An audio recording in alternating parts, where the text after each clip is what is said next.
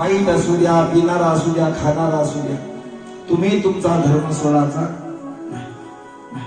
तुम्हाला एवढं डिस्काउंट दिलं भगवंतानं, तुम्ही केलेलं पुण्य हे तुम्हालाच भेटते. केलेलं पुण्य कोणाला भेटते? तुम्हाला. तुमच्या पुण्यात कोणी भागीदार नाही, पण माणसानं केलेलं पुण्य निम्मे बाईले भेटते. लक्षात आलं का? माणसानं पाप केलं त्याच्यात निम्मे वाटा तुमचा नाहीये, पण तुम्ही पाप केलं तर निम्मे वाटा नवऱ्याचा आहे. लक्षात आलं बोलणं?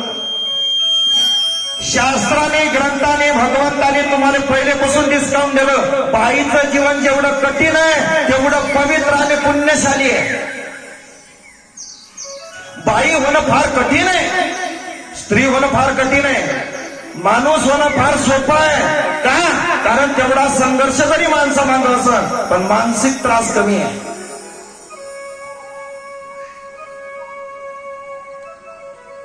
बाई तू कोण आहे? मी पिशाचिनी, नवऱ्याने त्रास दिल्यामुळं मला ही योनी प्राप्त झाली, माझा उद्धार कर. ऐका, संत कुणाले म्हणावं?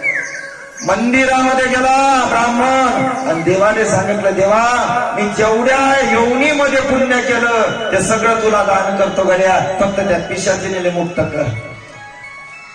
देवानं सगळं पुण्य हरण केलं, त्या पिशाचिनीले मुक्त केलं. पण ऐका, देवाने सुद्धा आनंद झाला. लोक पैसे दान करण, द्रव्य दान करण, सुवर्ण दान करण, भूदान करण, कन्यादान करण, पण पुण्यदान कोणी करत नाही, कारण त्याचं ते स्वतःच असते. पण या ब्राह्मणानं पुण्यदान केलं. खरंच हा ब्राह्मण श्रेष्ठ आहे. चतुर्भुज रूपानं भगवान परमात्मा प्रगट झाले आणि सांगितलं, ब्राह्मणा तू पुण्यदान केलं, मी प्रसन्न झालो, सांग तुला काय करायचं. त्याला सांगितलं, देवा काय भाग्यवान हो मी की पिशाचिनीच्या योगाने मला जगाचा मालक प्राप्त झाला. देव गपकन हसले, सांगितलं, ब्राह्मणा